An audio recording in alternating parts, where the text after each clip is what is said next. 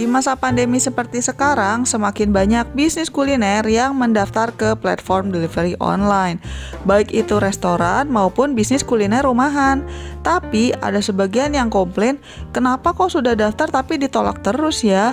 Nah, di video kali ini saya akan menjelaskan apa saja yang biasanya menjadi penyebab penolakan oleh GrabFood dan bagaimana solusinya. Sebelum kita membahas detailnya, jangan lupa untuk subscribe dan like karena channel ini membahas berbagai cara untuk mendapatkan uang tambahan. Kalau teman-teman mau tahu gimana caranya untuk dapat uang tanpa kerja, klik link di deskripsi untuk belajar investasi di Bibit dan masukkan kode ekstra untuk dapat welcome cashback Rp25.000.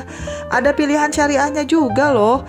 Atau kalau kalian ingin dapat uang dari YouTube, silakan klik link di deskripsi karena ada triknya supaya bisa cepat monetisasi. Selain itu, di deskripsi juga masih ada banyak link lain yang bisa membantu teman-teman mencari penghasilan tambahan dan juga berhemat. Oke, yuk lanjut lagi nonton videonya. Selamat menonton! Dengan banyaknya pembatasan jam operasional usaha makanan dan dengan semakin banyaknya bisnis kuliner rumahan, semakin banyak yang mencoba untuk mendaftar sebagai merchant atau seller ke GrabFood.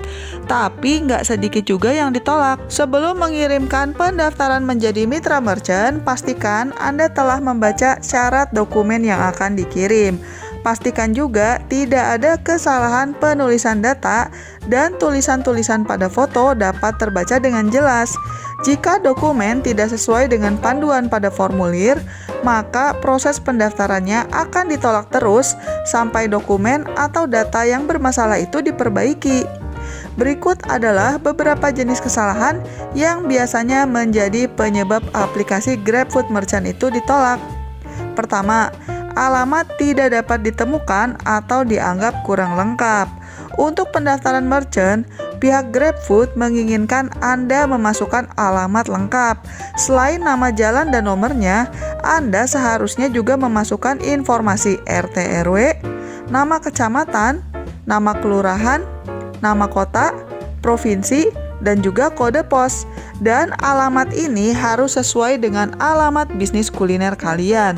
Jadi tidak bisa nebeng ke alamat orang lain. Ini dimaksudkan supaya kalau ada orderan, maka driver bisa menemukan lokasi bisnis kalian dengan mudah. Selain itu, kode pos, kota, dan kabupaten semua informasinya harus sinkron dengan lokasi bisnis kuliner Anda. Misalnya aja, kalau bisnisnya ada di Bintaro Pesanggerahan, ya itu masuknya Jakarta Selatan. Kalau Anda tulisnya Jakarta Barat, maka aplikasi Anda akan ditolak karena datanya dianggap salah. Selanjutnya, alasan yang banyak menjadi penyebab pendaftaran merchant ditolak adalah karena titik lokasi tidak ditemukan. Ini biasanya terjadi terutama untuk bisnis kuliner rumahan. Jika lokasi bisnis Anda tidak ditemukan di peta, pastikan Anda memilih titik terdekat dengan jarak yang tidak lebih dari 200 meter dari usaha Anda. Alasan selanjutnya yang biasa terjadi adalah karena adanya perbedaan antara nama pemilik usaha dan nama pemilik rekening bank. Dan GrabFood itu lumayan ketat soal nama, ejaannya harus sama dan tidak boleh ada tanda baca seperti titik. Kalau dikarenakan satu dan lain hal, nama pemilik usaha beda dengan nama pemilik rekening bank, ini masih bisa diproses tapi harus menggunakan surat kuasa yang bermaterai. Ini template-nya dari Grab ya, silakan teman-teman kalau butuh bisa klik link di deskripsi. Sebagai catatan, di template-nya ini dikatakan pakai materai Rp6.000.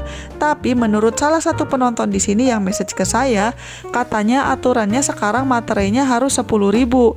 Tapi template-nya belum diupdate oleh GrabFood. Jadi tolong diperhatikan ya teman-teman, pastikan pakai materai yang Rp10.000. Selanjutnya, alasan lain yang biasa menjadi penyebab merchant ditolak oleh GrabFood adalah kalau foto yang diberikan tidak sesuai dengan ketentuan.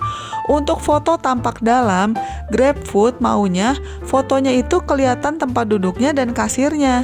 Tapi ini kalau ada ya, kalau bisnis rumahan ya tidak harus ada tempat duduk dan tidak harus ada kasir.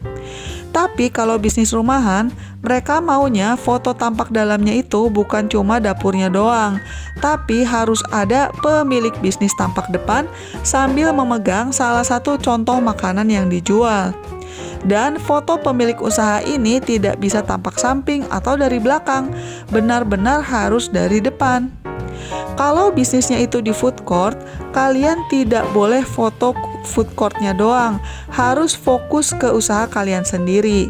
Kalau kalian punya spanduk atau poster, tidak bisa hanya foto spanduknya saja juga. Jangan terlalu zoom ya teman-teman. Kalau tadi kita baru membahas ketentuan foto dalam usaha. Sekarang foto luar usahanya juga punya ketentuan-ketentuan sendiri guys. Tampak luar bisnisnya itu harus jelas dan namanya tidak boleh ketutupan. Dan fotonya harus dari depan, tidak boleh dari samping. Untuk usaha rumahan, pemilik usaha harus ikut difoto di luar tempat usahanya. Ada lumayan banyak yang nanya, kalau usaha rumahan harus bikin poster atau spanduk ya? Sebenarnya sih nggak juga, asal ada penandanya aja bahwa itu adalah tempat usahanya. Ini seperti contoh yang teman-teman bisa lihat.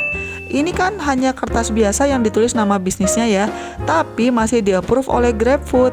Jadi nggak harus keren-keren banget juga. Pakai kertas atau karton juga bisa, asal masih terbaca dengan jelas. Tapi saran saya, kalau kalian taruh kertas atau kartonnya itu di outdoor, sebaiknya dilaminating dulu supaya tidak rusak kalau kena air hujan. Mungkin ada yang mikir, aduh rese banget sih aturan fotonya.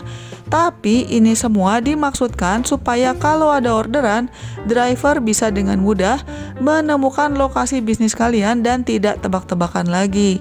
Ini juga alasannya kenapa kalau bisnis rumahan, yang punya bisnis harus ikut foto, supaya drivernya tahu yang jualan yang mana sih.